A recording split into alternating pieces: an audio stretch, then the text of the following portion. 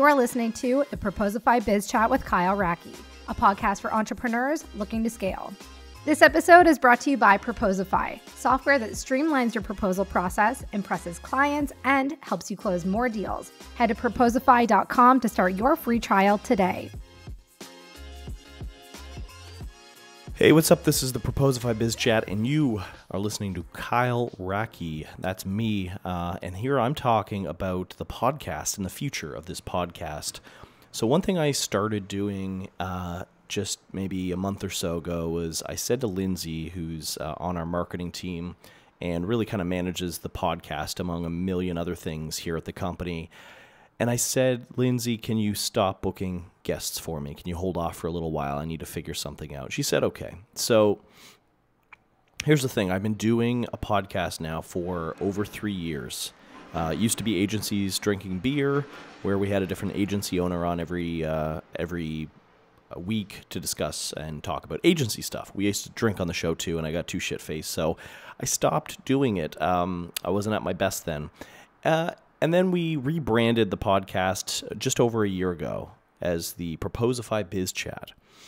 And the idea was that it was always meant to be less guest-focused and more kind of just sharing our own lessons of growth and how we're running Proposify and doing some internal chats.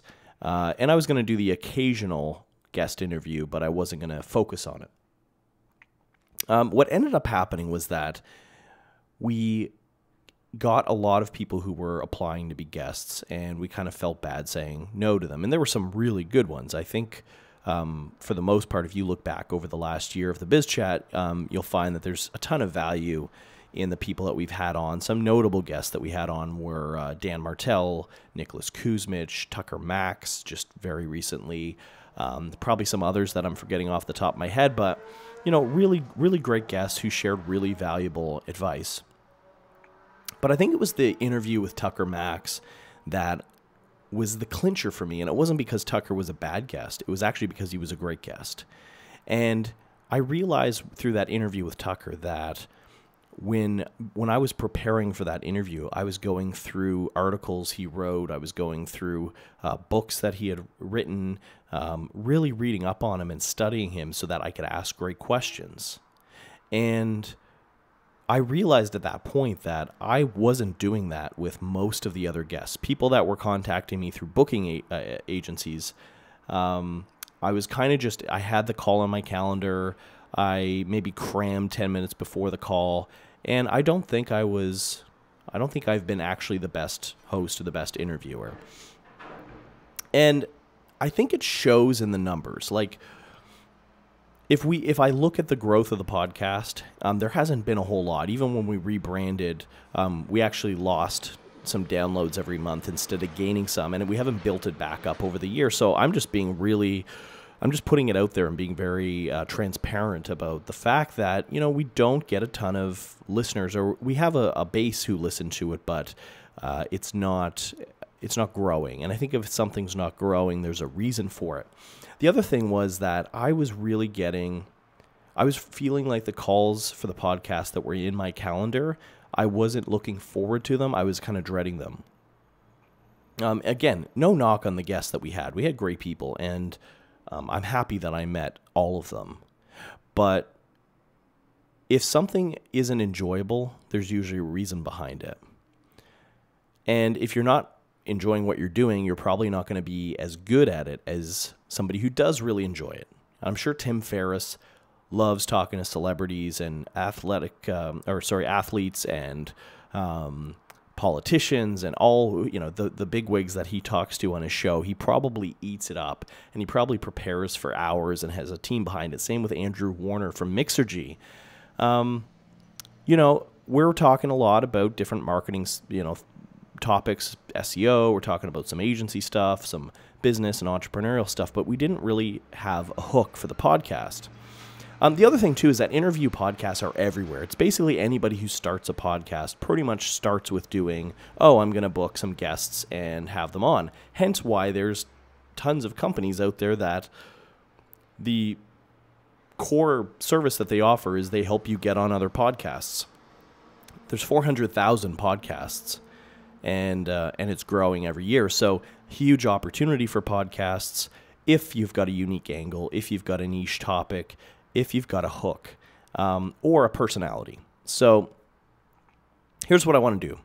I want to have more of a unique voice, and I want to work more on doing my my one-on-one, just talking into the mic podcast episodes.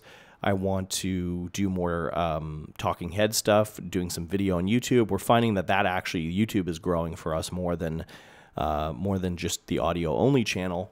And here's the other thing when we look at the numbers is that when I look at the videos on YouTube, the ones that have guests have significantly fewer views than the ones who have than where it's just me talking to the camera for 5 minutes or 6 minutes or 10 minutes. Some of our people here at Proposify, Jennifer, we had an episode with Stephen Lindsay talking about proposal design. Those episodes, those videos all get higher view counts and more comments and more shares and more searches than our interviews. Because the thing is, remote interviews, for the most part, are not that fun to watch. People are on their crappy Skype cameras or their computer cameras. The audio is not usually that good. Sometimes there's some delays or some echoes. Like, it's just not that engaging to watch two people talking over the internet. That's my opinion. And the other thing is that if you don't have, if every week somebody's listening to a different guest, then there's no single unique voice on that podcast, unless the host is an extremely amazing interviewer and they're having celebrities or stars or extremely notable people for the industry. But, when I think about what my favorite podcasts are, I'm listening for the person. I want to hear Gary Vee. Actually, when I listen to Gary Vee's podcast, I skip over most of the episodes that have a guest when he's there talking to somebody if I don't know who that person is. So if I'm just looking at the data, if I'm looking internally at my own, what do I want? What do I enjoy? What am I passionate about? It's just not having remote interviews. I'm finding that, and I have found that we've been bombarded with guest booking agencies to the point where I just generally delete the emails and I ignore them, because my view is, and this is again meant as no insult to anybody who hires a guest booking agency, but if you're a really well-known person or you're the best in the industry at X, then you probably don't need to hire a guest booking agency. It's usually for people who are maybe very knowledgeable, but they're looking to get their name out, and they're usually looking to get value from being on your show more so than giving value. They might give some value in the form of some good advice or some good topics, but really they're looking to build their own personal brand, and they're usually not, anybody who's actually semi-famous or internet famous isn't going to share your episode. And that's really why a lot of people have guests on their show, is they want that celeb to go and share it with their tribe. It usually doesn't happen. And honestly, it doesn't even happen with me. If I'm a guest on somebody's podcast, I don't share it a whole bunch. I might tweet it out or retweet it if they tweet it, but I'm not sending it to my email list, because the thing is, those people already know that content. They've already heard that spiel, and it's usually not anything new, and they're probably not interested in it. That's the way most people are with their interviews. And I've even had a guest who actually shared it too much.